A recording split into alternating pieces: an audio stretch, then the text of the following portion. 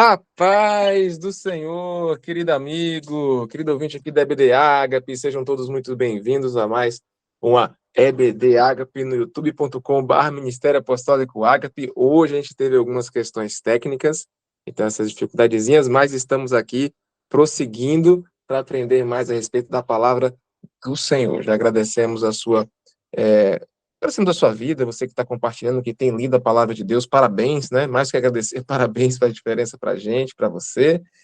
E, como ninguém faz nada sozinho, vou passar aqui para minha digníssima esposa, Cris, já para a gente fazer a nossa oração, né? Tentar ser um pouquinho mais célere, e depois vamos ler a palavra do Senhor em Marcos, do capítulo 7 até o capítulo 8, é isso, amor? 8:23, se eu não me engano. Não, até o 8:26, isso. Do 7 até o 8:26, amém? Mas vamos primeiro orar e depois vamos ler a palavra do Senhor. Cris. Amém. Senhor Deus, Pai, nos abençoa, Pai, com o seu conhecimento, nos abençoa com a sua presença, Deus. Que não sejam palavras vãs, que não sejam apenas costumes e tradições, mas que a gente consiga verdadeiramente te servir em honra, em espírito e em verdade. Eu te agradeço, Senhor, porque o Senhor nos ouve, e eu tenho certeza que o Senhor nos ouve. O Senhor atende nossas orações e sabe dos nossos corações, de todas as nossas necessidades. Senhor, visita as necessidades de cada um, Pai. E eu te agradeço pela sua imensa misericórdia. Amém, amém, amém. Amém, amém e amém. Agradecendo a EBD muitos. Vamos abrir aí esse EBD diferente de Marcos, capítulo 7. Até então, vimos a palavra do Senhor. Estamos chegando na metade, David Marcos. É muito importante. Estamos chegando na metade. Haverá uma transição aí na metade, mas agora nós vamos ler Marcos capítulo 7, do verso 1 até Marcos capítulo 8, do verso 26. Estamos aqui gravando por uma plataforma diferente, a gente não conseguiu acessar direitinho a plataforma que a gente tem costume, e vamos ler aqui a palavra do Senhor. Você também pega aí sua Bíblia, tá? Marcos capítulo 7, do verso 1 até Marcos capítulo 8, do verso 26. A gente vai ler na Nova Versão Internacional e vamos nessa. Apesar dessa, entre aspas, aparente desconforto de estar usando uma plataforma diferente, nós agradecemos a Deus. Podemos estar aqui juntos e a gente não... a gente agradece muito por esse momento de estar aqui fazendo a escola bíblica, amém? Então, vamos lá, Cris. Nos leva aí na leitura, Marcos capítulo 7, do verso 1 até Marcos capítulo 8, verso 26. Com você, Cris. Pode ficar assim? A sua leitura? Peraí, deixa eu Não, o vídeo. ler daqui. Leu daqui mais o vídeo. Você quer botar a imagem? Então. Vamos lá. Começando aqui no 7, Marcos 7, versículo 1. Os fariseus e alguns dos mestres da lei, vindos de Jerusalém, reuniram-se a Jesus e viram alguns dos seus discípulos comerem com as mãos impuras. Isto é, sem lavar. Os fariseus e todos os judeus não comem sem lavar as mãos cerimonialmente, apegando-se assim à tradição dos líderes religiosos. Quando chegam da rua, não comem sem antes se lavarem, e observam muitas outras tradições, tais como o lavar de copos, jarros e vasilhas de metal. Então os fariseus e os mestres da lei perguntaram a Jesus: por que os seus discípulos não vivem de acordo com a tradição dos líderes religiosos, em vez de comerem o alimento com as mãos impuras? Ele respondeu: bem profetizou Isaías acerca de vocês, hipócritas, como está escrito: este povo me honra com os lábios, mas o seu coração está longe de mim. Em vão me adoram, seus ensinamentos não passam de regras ensinadas por homens. Vocês negligenciam os mandamentos de Deus e se apegam às tradições dos homens. E disse-lhes: Vocês estão sempre encontrando uma boa maneira de pôr de lado os mandamentos de Deus a fim de obedecerem às suas tradições. Pois Moisés disse: honra teu pai e tua mãe. E quem amaldiçoar teu pai ou tua mãe terá que ser executado. Mas vocês afirmam que se alguém disser a seu pai ou a sua mãe, qualquer ajuda que vocês poderiam receber de mim é corbã, isto é, uma oferta dedicada a Deus. Vocês o desobrigam de qualquer dever para com seu pai ou sua mãe. Assim, vocês anulam a palavra de Deus por meio da tradição que vocês mesmos transmitiram e fazem muitas coisas como essa. Jesus chamou novamente a multidão para junto de si e disse: ouçam-me, todos, e entendam isto. Não há nada fora do homem que nele entrando possa torná-lo impuro. Ao contrário, o que sai do homem é que o torna impuro. Se alguém tem ouvidos para ouvir, ouça. Depois de deixar a multidão e entrar em casa, os discípulos lhe pediram explicação da parábola. Será que vocês também não conseguem entender? Perguntou-lhe Jesus. Não percebam que nada que entre no homem pode torná-lo impuro? Não percebem que nada que entre no homem pode torná-lo impuro? Porque não entra em seu coração, mas em seu estômago, sendo depois eliminado. Ao dizer isso, Jesus declarou puros todos os alimentos. E continuou: o que sai do homem é o que o torna impuro, pois do interior do coração dos homens vêm os maus pensamentos, as imoralidades sexuais, os roubos, os homicídios, os adultérios, as cobiças, as maldades, o engano, a devassidão, a inveja, a calúnia, a arrogância e a insensatez.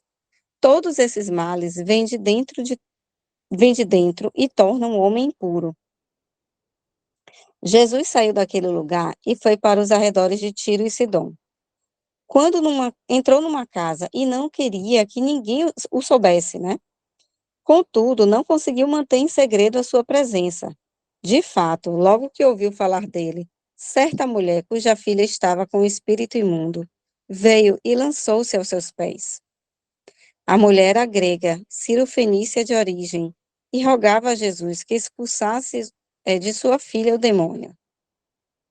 Ele lhe disse: deixe que primeiro os filhos comam até se fartar, pois não é correto tirar o pão dos filhos e lançá-lo aos cachorrinhos. Ela respondeu: sim, Senhor. Mas até os cachorrinhos, debaixo da mesa, comem das migalhas das crianças. Então ele lhe disse: por causa dessa resposta, você pode ir. O demônio já saiu da sua filha. Ela foi para casa e encontrou sua filha deitada na cama e o demônio já a deixara. A seguir, Jesus saiu dos arredores de Tiro e atravessou Sidom até o mar da Galileia e a região de Decápolis.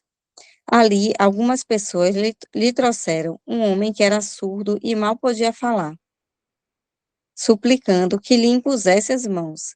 Depois de levá-lo à parte, longe da multidão, Jesus colocou os dedos nos ouvidos dele. Em seguida, cuspiu e tocou na língua do homem. Então voltou para o céu e, com um profundo suspiro, disse-lhe: Efatá, que significa abra-se. Com isso, os ouvidos do homem se abriram, sua língua ficou livre e ele começou a falar corretamente. Jesus ordenou-lhes que não contassem a ninguém. Contudo, quanto mais ele os proibia, mais eles falavam. O povo ficava simplesmente maravilhado e dizia: ele faz tudo muito bem, faz até surdo ouvir e o mudo falar. Capítulo 8. Naqueles dias, outra vez reuniu-se uma grande multidão, visto que não tinham nada para comer. Jesus chamou seus discípulos e disse-lhes: tenho compaixão desta multidão. Já faz 3 dias que eles estão comigo e nada têm para comer. Se eu os mandar para casa com fome, vão desfalecer no caminho, porque alguns deles vieram de longe. Os seus discípulos responderam: Onde neste lugar deserto poderia alguém conseguir pão suficiente para alimentá-los? Quantos pães vocês têm? Perguntou Jesus. 7, responderam eles. Ele ordenou à multidão que se assentasse no chão. Depois de tomar os 7 pães e dar graças, partiu-os e entregou aos seus discípulos para que os servissem à multidão. E eles o fizeram. Tinham também alguns peixes pequenos. Ele deu graças igualmente por eles e disse aos discípulos que os distribuíssem. O povo comeu até se fartar e ajuntaram 7 cestos cheios de pedaços que sobraram. Cerca de 4.000 homens estavam presentes. E, tendo-os despedido, entrou no barco com seus discípulos e foi para a região de Dalmanuta. Os fariseus vieram e começaram a interrogar Jesus. Para pô-lo à prova, pediram-lhe um sinal do céu. Ele suspirou profundamente e disse: Por que esta geração pede um sinal milagroso? Eu lhes afirmo que nenhum sinal lhes será dado. Então se afastou deles, voltou para o barco e foi para o outro lado. Os discípulos haviam se esquecido de levar pão, a não ser um pão que tinham consigo no barco. Advertiu Jesus: estejam atentos e tenham cuidado com o fermento dos fariseus e com o fermento de Herodes.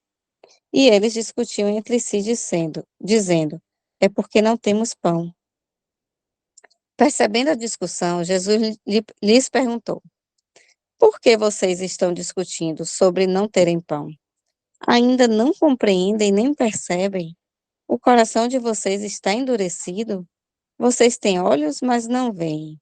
Têm ouvidos, mas não ouvem. Não se lembram? Quando eu parti os 5 pães para os 5.000, quantos cestos cheios de pedaços vocês recolheram? 12, responderam eles. E quando eu parti os 7 pães para os 4.000, quantos cestos cheios de pedaços vocês recolheram?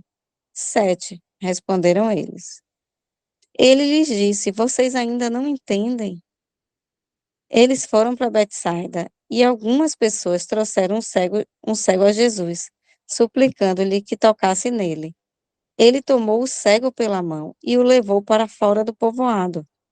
Depois de cuspir nos olhos do homem e impor-lhe as mãos, Jesus perguntou: Você está vendo alguma coisa?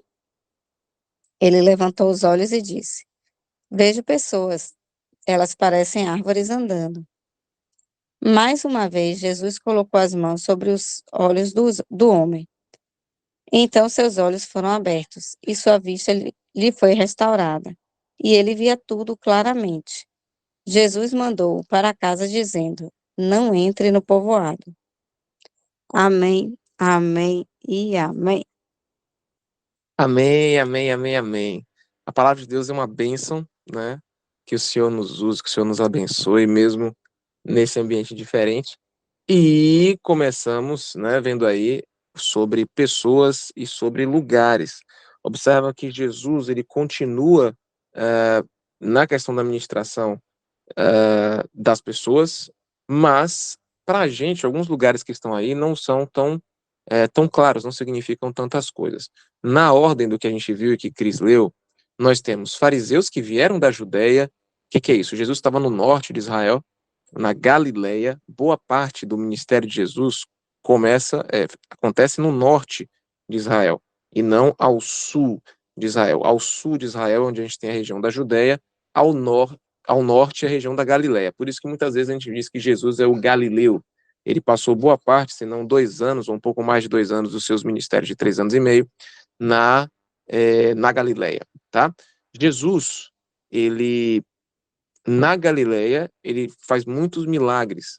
E chega um momento em que ele vai para algumas regiões que são importantes para a gente. Então, só para a gente começar essa discussão e passar para a Cris, primeiro vem a questão do homem interior, porque judeus, eles sobem, vão até a Galiléia, ou seja, o pessoal do sul de Israel, onde está Jerusalém, onde é o centro político, onde é o centro religioso de Israel, eles sobem, vão até a Galiléia e vão questionar Jesus, mas observem que ao invés de questionar o Senhor, eles questionam Jesus pelos seus discípulos.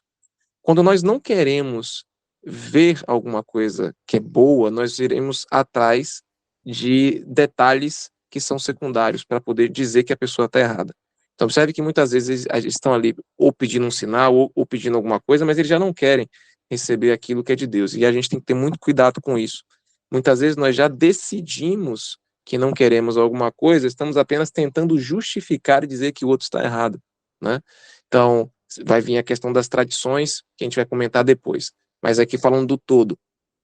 Depois Jesus vai para Tiro e Sidom. Tiro e Sidom fica à esquerda, fica a noroeste, digamos assim, né? Você está lá em cima no norte da Galileia, você vai para a esquerda, Tiro e Sidom não é uma região de Israel. Então isso é importante.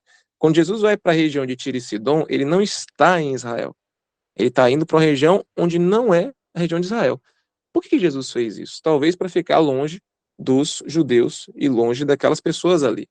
E diz a palavra que ele foi para lá para tentar se ocultar. Ele não queria ter contato agora com aquelas pessoas, mas ele não conseguia se ocultar. Vem a mulher estrangeira, natural, ele está no ambiente estrangeiro, a mulher cirofenícia, e acontece alguma coisa que a gente vai comentar depois. Jesus, depois de ir para essa região estrangeira, ele continua indo para outra região estrangeira. Se vocês se lembram, ele vai para a região de Decápolis. E a região de Decápolis foi onde ele encontrou aquele endemoniado gadareno, onde ele fez aquela cura daquele homem que disse que estava, que uma legião falava, meu nome é legião, e que esse homem quer andar com Jesus. Jesus fala, volte para sua casa, para sua família e diga o como Deus te abençoou. E lá naquele episódio, a palavra diz o quê? De que ele foi para a região de Decápolis. E esse homem talvez é o missionário que falou para as pessoas, preparou o ambiente de Decápolis para a segunda vinda de Jesus. Quando Jesus vai para Decápolis de novo, já tem um homem que já conversou possivelmente com as pessoas em Decápolis. E notem que logo depois dessa cura do surdo e mudo, o que acontece? Tem a multiplicação dos pães na grande multidão, talvez na região ali próximo de Decápolis. Por fim, tem os fariseus, e eu vou parar aqui essa questão dos lugares, que eu quero chamar a atenção. Alguns lugares que Jesus vai pode revelar a vontade de Jesus. E aí você fala, poxa, irmão Breno, eu não tenho essa noção assim do que é norte, do que é sul. Não, o ponto talvez não seja somente esse. Claro que é legal você saber, não por conhecimento qualquer, mas para a gente ter a seguinte ideia: os movimentos de Jesus, os lugares que Jesus foi, é bem possível que eles tenham sido intencionais. Então, Jesus, ele utiliza a vida real para ministrar pessoas, porque o ministério de Deus não é alguma coisa etérea, uma coisa apenas celestial, como se acontecesse no céu, que a gente fecha o olho e acontece. Não. Deus é muito real, foi Deus que fez os céus e a terra, e, portanto, os ensinamentos de Deus, eles são também materiais. Eu quero dizer isso para você, de que Deus ele está se importando bastante com o nosso coração, com o nosso homem interior. E o nosso homem interior, ele tem consequências no mundo material.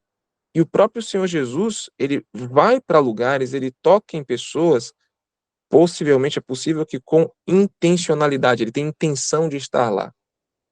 E aí vamos nos lembrar, portanto, que o ministério que nós temos como servos de Deus, ele não é um ministério apenas espiritual, quando a gente fala algo que é fora da realidade. Ele é espiritual, mas a realidade é espiritual. O mundo material é espiritual. Essa ideia de que espiritual é alguma coisa que a gente não pode pegar é uma ideia que vem da Grécia. Não estou falando mal dos gregos, nada disso. Mas os gregos tinham uma dificuldade em associar matéria, aquilo que você pega, aquilo que você toca, com o reino de Deus, com algo que fosse espiritual. E isso acaba trazendo para a gente essa ideia de que orar é algo que eu tenho que fazer de olho fechado, de que existe um ambiente. Não estou dizendo que esse ambiente não exista. Eu não estou dizendo que não existe os céus dos céus, mas eu quero trazer essa ideia de que onde estamos pisando agora, onde o seu pé está pisando, é espiritual. O Espírito Santo criou a terra. Deus criou a matéria. Portanto, o reino de Deus não é apenas um reino que você vai para o céu, uma região onde tem espíritos, almas, onde tem pessoas sem carne. Não. O reino de Deus é agora. O reino de Deus é matéria também, ele não deixa de ter um ambiente chamado céus, mas foi exatamente os céus que criaram a terra, foi Deus que criou os céus e a terra, o mesmo Deus que criou os céus, criou o mundo material. Então que a gente não venha a designar para Satanás o mundo material e para Deus o mundo celestial, entre aspas, o mundo espiritual. Não. Jesus vem para a terra e ele vai em lugares, e ele pisa nos lugares que também fazem parte do seu reino. Amém? Então, tá aí a primeira contribuição, vou passar para a Cris, depois a gente vai falar de cada um desses pedacinhos, mas lembrando que Jesus vai para lugares específicos com intencionalidade, assim como nós. Quando você vai para a casa de um parente, você vai representar o reino de Deus. Você vai lá falar, Deus, o que é que eu vou fazer neste ambiente? Porque aquele ambiente, aquele lugar, aquela matéria, ela faz parte do reino de Deus. Como diz um profeta muito conhecido na nação brasileira, o apóstolo e profeta Judá Bertelli, ele diz assim, tudo fala. Esse tudo fala quer dizer o quê? O pássaro que está voando, as nuvens, elas estão dentro, sim, do poder de Deus. Deus tem poder para manifestar a sua vontade através destes elementos materiais. Se nós estivermos com os olhos atentos, nós iremos perceber que realmente tudo fala.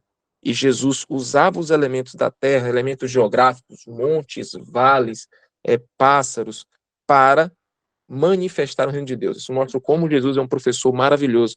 Ele é um professor que ele pode usar a própria terra que ele criou para nos ensinar. Esse é o meu primeiro comentário. Não venha a dizer que a matéria, a geografia, onde você está pisando, não é de Deus. Não. Tudo é de Deus e tudo pode revelar a vontade do Senhor para nós. Amém? Cris. Amém, gente. Bom dia, deixa eu dar uma contribuição aqui também.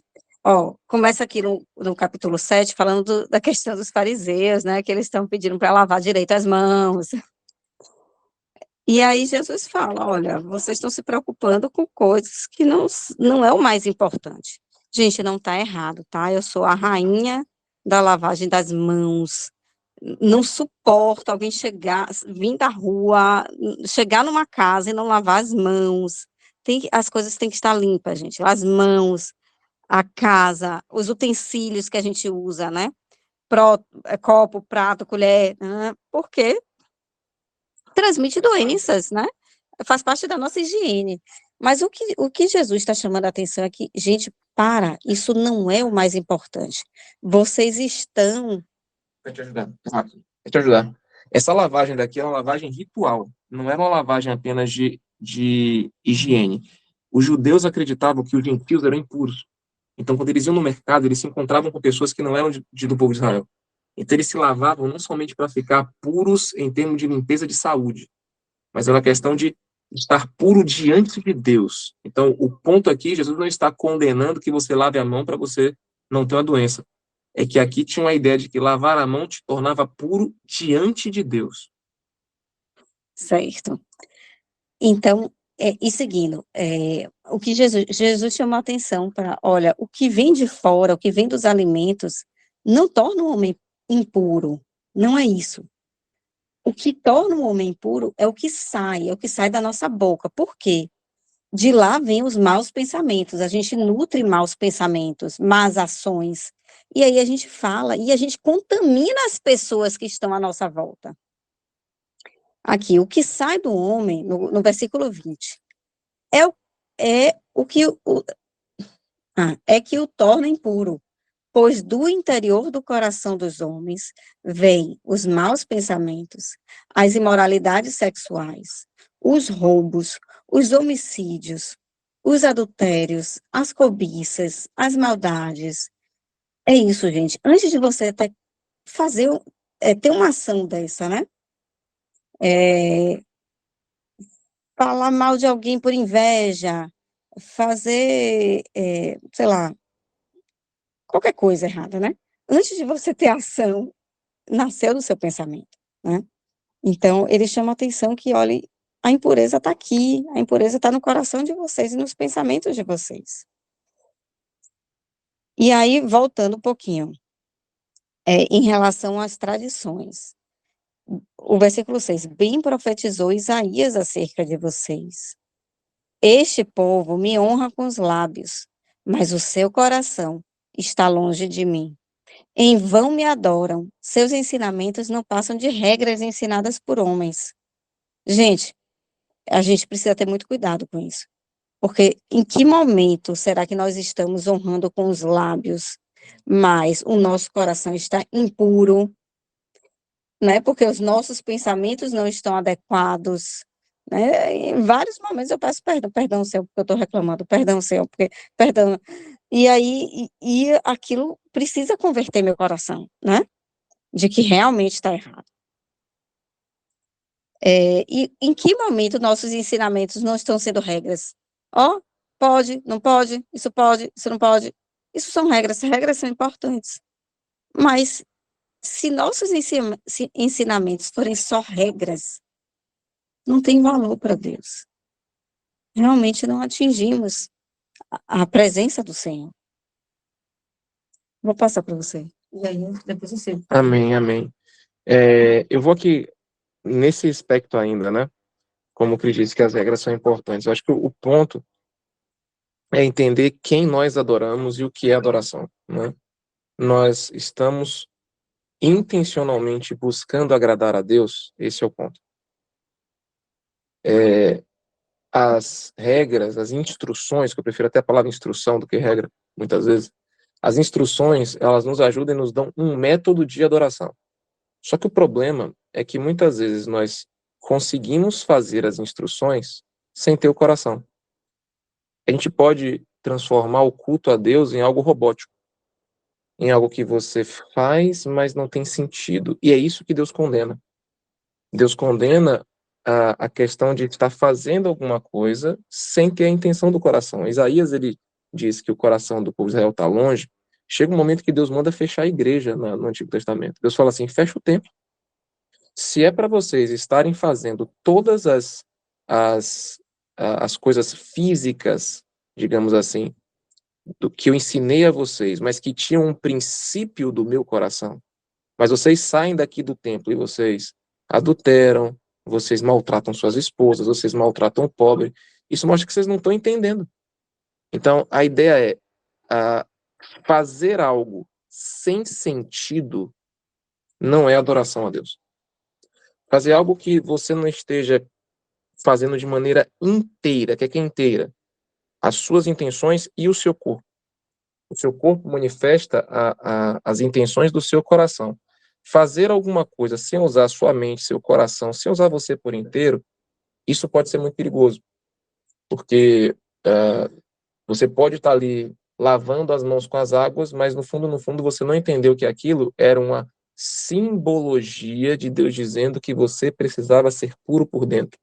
As instruções do Antigo Testamento foram colocadas e muito bem colocadas por Deus, glória a Deus por isso, que graça a Deus te dar as instruções, mas elas revelavam o caráter de Deus, revelava que precisava de pureza. E aí Deus, como brilhante professor que é, ele usa elementos da natureza para falar o que é pureza. O problema é quando a gente quer só bater o ponto. Então, se eu lavar a mão tá certo, né, Deus? Aquela pergunta que eu ouço muitas vezes dos meus alunos na escola, que é assim, então se eu fizer isso vai dar sempre certo? Tipo assim, aquele negócio de que você não quer se envolver com a situação, você não quer entender, você não quer fazer parte do processo de aprendizado, mas você fala assim, não, então se eu só fizer isso, tá certo, né? Esse tipo de fala é a fala de quem não quer aprender.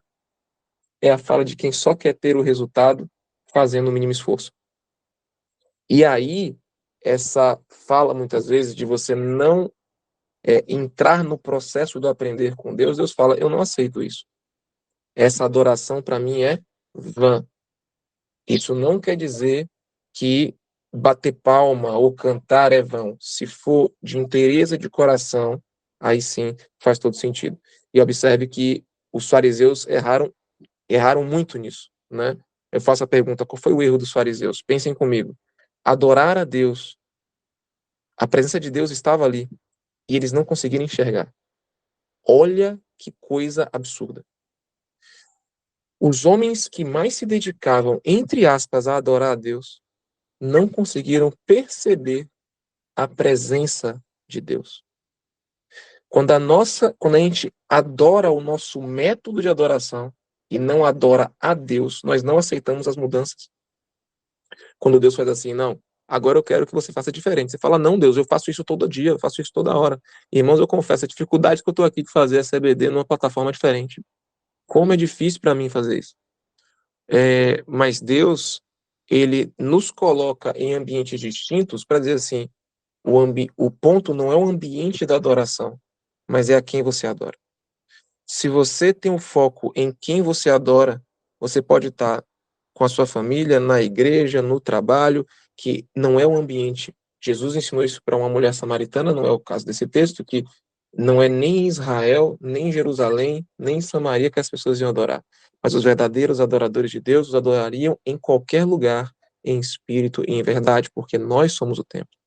Então, quando a gente entende que a adoração é buscar a presença de Deus e ser esse instrumento para conectar pessoas a Deus, a gente não vai ficar olhando para aquilo que é secundário. Não é que não é importante, mas está em segundo plano, está em segundo lugar, porque em primeiro lugar está o nosso coração. Então, o erro dos fariseus, eles não conseguiram enxergar a presença de Deus que era tão óbvia, que era tão nítida e se prender a tradições. E aí é muito importante para todos nós que estamos ouvindo. E existem tradições que nós fazemos ou coisas que fazemos sem nem pensar e que a gente faz de maneira rotineira e que se Deus pedir para que a gente pare para poder ter um encontro com Ele, a gente vai dizer, ok, ou estamos apenas repetindo as coisas e fazendo aquilo de maneira automática. Deus não criou robô. O ser humano não é um robô. Deus precisa de intencionalidade na nossa conversa com Ele. E aí vem mais dois milagres, digamos assim, mas eu quero que você perceba aqui, de novo, por que que Jesus, o que que esses milagres têm a ver com o que a gente acabou de ler? Os fariseus não tinham humildade para dizer, para descer do pedestal deles, porque eles eram os responsáveis pelo ensino em Israel. E esse que aparece um novo mestre. Eles, em vez de fazer assim, em vez de colocar, de baixar a posição deles e falar, caramba, esse mestre realmente vem de Deus, eles não aceitam isso. Então, diz a Bíblia que os judeus entregaram Jesus por inveja. Eles tinham inveja do que Jesus estava conseguindo. Eles conseguiam ensinar multidões melhor do que eles. E eles, em vez de estarem agradecendo a Deus por ter um professor melhor do que eles estavam lutando porque eles iam perder a posição deles. E aí vem logo depois uma mulher que faz o quê? Que é humilde. E a agressividade desse relato é que essa mulher não é de Israel. Olha a mensagem que está vindo para a gente. Pessoas que não vão para a igreja, pessoas que não têm tanta busca em Deus, elas podem sim nos superar pela humildade. A nossa busca em Deus não pode nos tornar arrogantes. Nós temos que continuar buscando a Deus com a mesma humildade das pessoas que não conhecem. Nós temos que ser mais humildes. E o outro milagre é o do surdo e mudo. As palavras estão sendo faladas, mas os fariseus não conseguiam ouvir.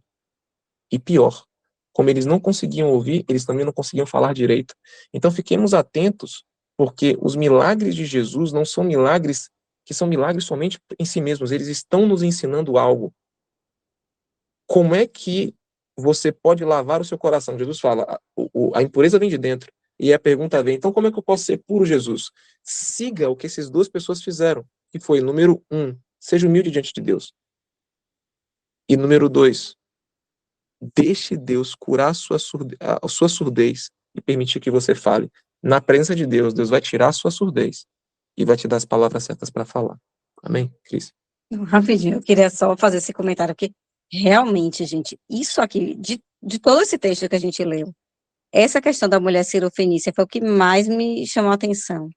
Do quanto ela foi humilde. Jesus disse para ela, olha, deixe que primeiro os filhos comam até se fartar, pois não é correto tirar o pão dos filhos e lançá-lo aos cachorrinhos. Ele comparou a mulher, né, a, assim, a mulher, né, e o povo da mulher, pronto. O povo sírio-fenício a cachorrinhos, animaizinhos, né, colocando de forma inferior mesmo.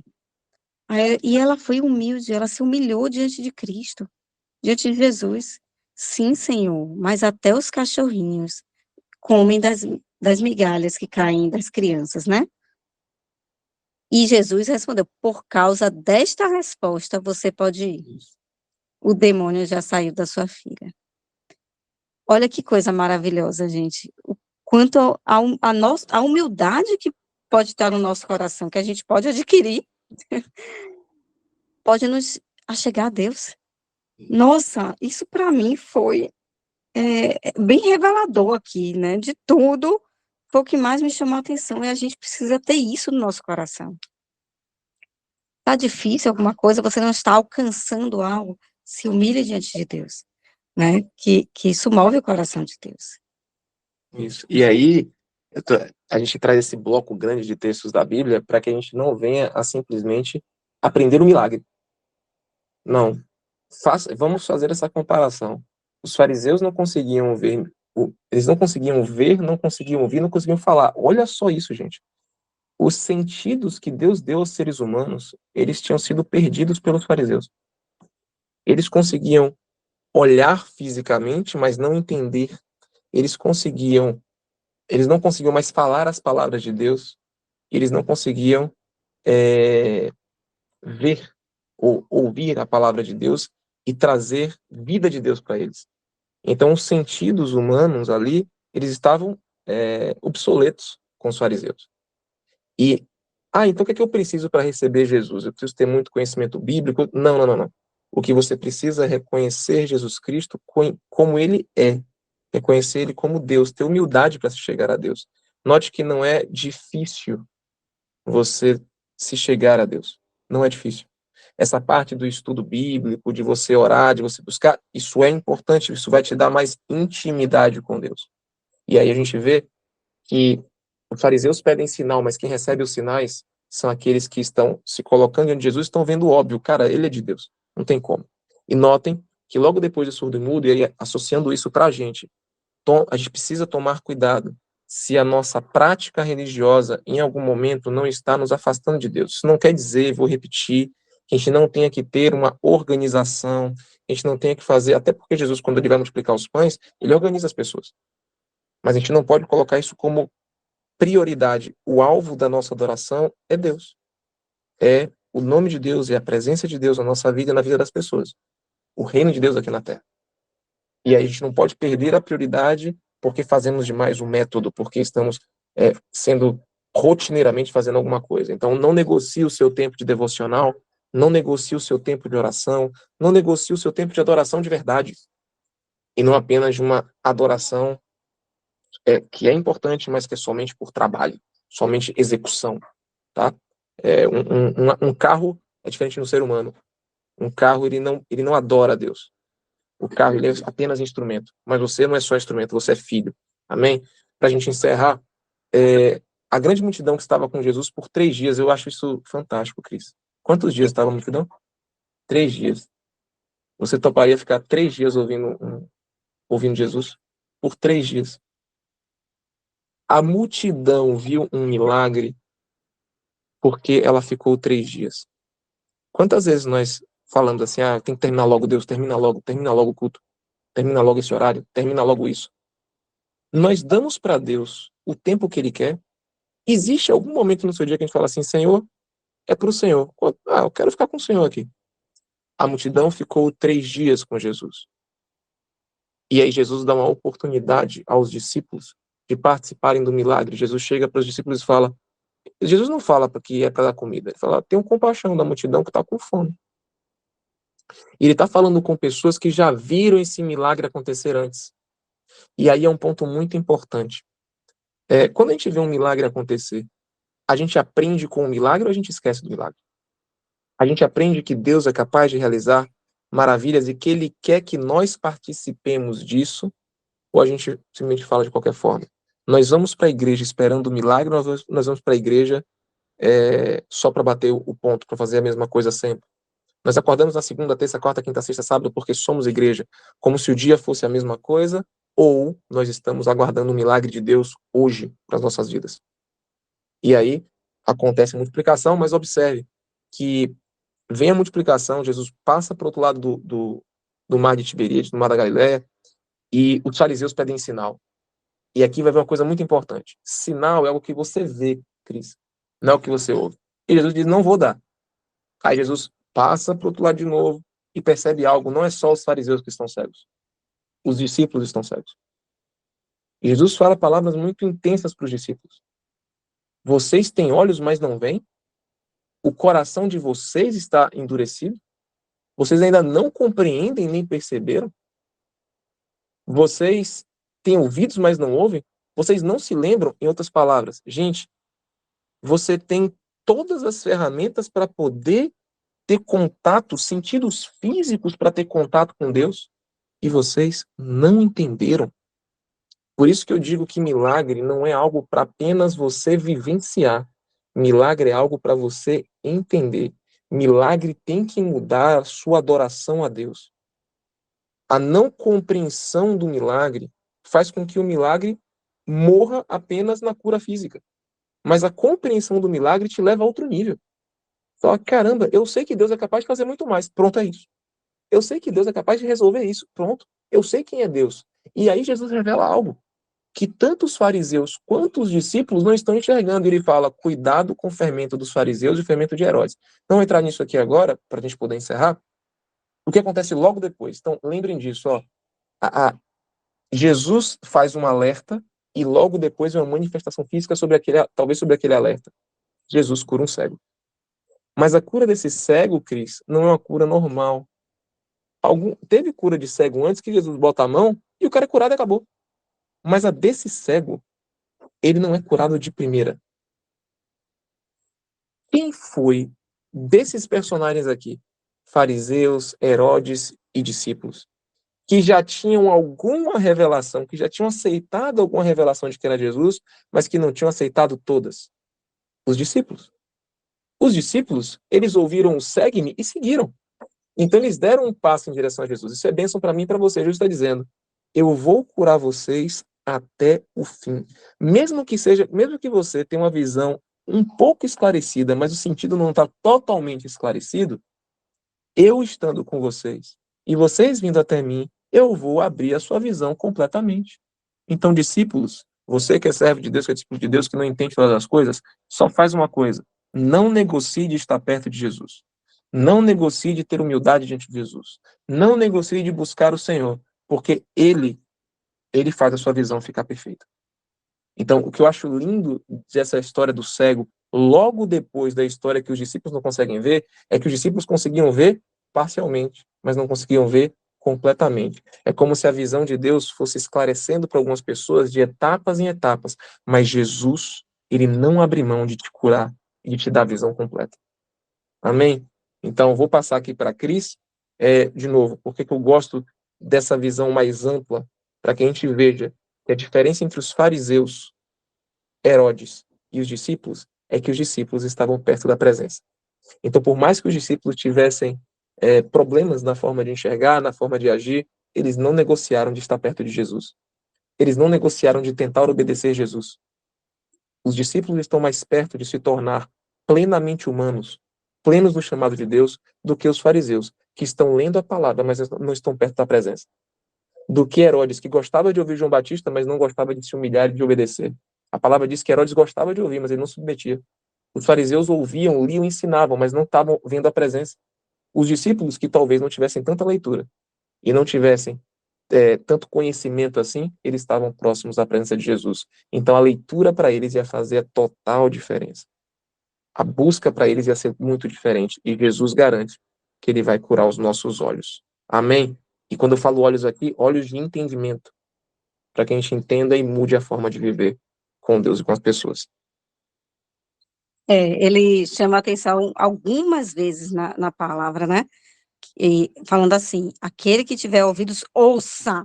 E ele vai falar de novo, ouça. E vai falar mais agora, ouça. Tipo assim, olha, vocês não estão ouvindo, né? Tem ouvidos, mas vocês não ouvem. Não ouvem o que eu estou falando, vocês não conseguem compreender. E nós precisamos afinar com o Senhor para a gente conseguir compreender. E uma última coisa que eu queria chamar a atenção aqui.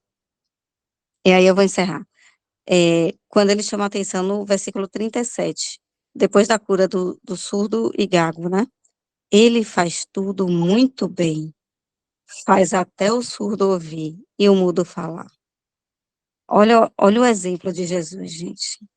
E isso vai ser na nossa vida também. Tudo que nós fizermos, nós vamos fazer bem feito.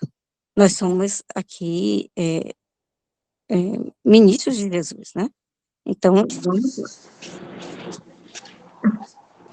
Tudo que nós fizermos, vamos fazer bem feito. Amém? Até logo, gente, encerrando a transmissão. Amém. Vamos orar e encerrar a EBD. Senhor Jesus, nós te agradecemos por essa escola bíblica. Obrigado por essa oportunidade, Senhor, que nós possamos entender quem o Senhor é. Assim como é fisicamente, não se ouve com o ouvido é apenas um instrumento, se ouve com a cabeça. Não se enxerga com os olhos são apenas os sensores. Nós vemos com o coração, entre aspas, com o cérebro. Nós tocamos, nós cheiramos, nós vemos, nós ouvimos, nós falamos, mas tudo está centrado em quem nós somos, na nossa consciência, no nosso, entre aspas, coração, que é a nossa mente. Por isso que venhamos a refletir, pensar e querer compreender quem o Senhor é. Entender os milagres, compreender os milagres, não compreender de uma maneira acadêmica, mas compreender com o coração, para que a gente não venha, para que essa palavra seja diferente para nós, que esses homens, que nós honramos Deus com os lábios, porque honramos Ele com o coração. É importante honrar Deus com os lábios, e que seja uma expressão de um coração que te ama e que te reconhece. Em nome de Jesus, nos ajuda a cada coisa que vivemos aqui na terra ser uma oportunidade de glorificarmos ao Senhor. O sol nasceu, nós acordamos, nós vamos comer, e tudo isso é espiritual. A comida que vamos comer agora é espiritual. A minha filha ter acordado é espiritual. A minha esposa está do meu lado, a seu marido, sua esposa está do seu lado, é espiritual. Sabe por quê? Porque foi o Espírito Santo que, pairando sobre a face das águas, criou a mim e criou a você. Então, que venhamos a colocar tudo na terra na forma que Deus quis fazer, que era tudo honrar o Pai, tudo honrar a vontade de Deus. E que nós venhamos a ver que visivelmente tudo fala, tudo na nossa vida fala. Não há um ambiente que nós temos que reconhecer a Deus e um ambiente que temos que ser carnais. Isso não existe para quem é cristão, isso não está na nossa palavra, não está na Bíblia, mas toda a natureza, inclusive nós que somos criação de Deus, precisamos nos render ao Senhor e fazer com que tudo manifeste a sua glória. Amém? Que Deus nos abençoe, que Deus te abençoe, querido. Até a EBD de amanhã, presencial, onde iremos conversar mais e ouvir as suas impressões a respeito desse texto. Que Deus te abençoe e até uma próxima EBD. Tchau, tchau, gente. Abraço.